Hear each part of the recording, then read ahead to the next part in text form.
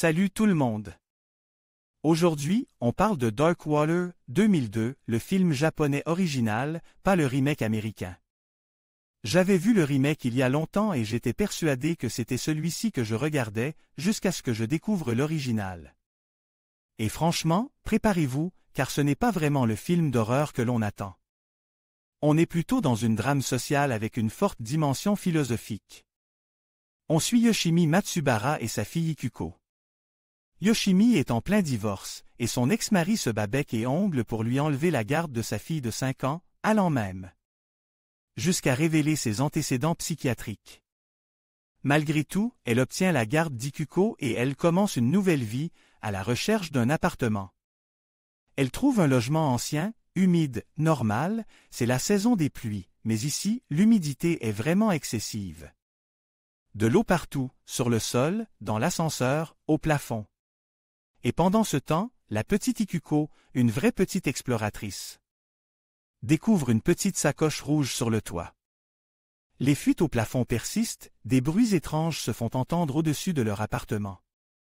Yoshimi se rend à l'étage supérieur, mais personne ne répond à sa porte. Cependant, depuis l'ascenseur, elle aperçoit une porte ouverte et une petite fille. Yoshimi est dépeinte comme une femme fragile, anxieuse, hésitante. Elle se rend à un entretien d'embauche au lieu d'aller chercher Ikuko à la garderie.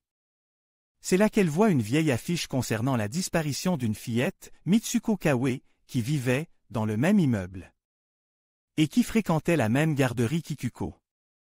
Pas étonnant qu'Ikuko voit des choses. La directrice de la garderie commence à accuser Yoshimi de négligence, allant jusqu'à prétendre qu'elle maltraite sa fille. On sent clairement la main de l'ex-mari derrière tout ça. Mais pourquoi veut-il tant récupérer Ikuko?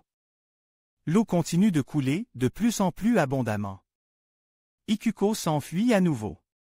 Le concierge est totalement incompétent. Heureusement, son avocat, Kizida, intervient et se rend dans l'appartement du dessus. Mais les problèmes ne s'arrêtent pas là. La sacoche rouge réapparaît, perturbant Yoshimi. Elle est également victime de visions. On découvre finalement que Mitsuko Kawe s'est noyée dans une citerne sur le toit. Son esprit agressif cherchait à attirer l'attention. L'arrivée de Yoshimi change ses plans, elle voulait une mère, et Ikuko était un obstacle. Honnêtement, Dark Water, ce n'est pas un film d'horreur classique. C'est un film très oppressant, j'ai même failli m'endormir à un moment. On se concentre beaucoup sur les difficultés de Yoshimi, les problèmes judiciaires, les services sociaux, son ex-mari. Elle est constamment sous pression, au bord de l'effondrement. On a l'impression que c'est une drame sociale déguisée en film d'horreur. On pourrait penser qu'elle n'a pas supporté la pression et qu'elle s'est suicidée, peut-être en se noyant. Ses problèmes psychiatriques mentionnés plus tôt renforcent cette hypothèse. Mais son amour pour sa fille est indéniable. D'un point de vue surnaturel, elle s'est sacrifiée pour sauver Ikuko. 10 ans plus tard, Ikuko a un bref moment de connexion avec sa mère. Même si elle n'est plus physiquement là, sa mère reste à jamais présente. Voilà pour ma revue de Dark Water. Dites-moi ce que vous en pensez en commentaire.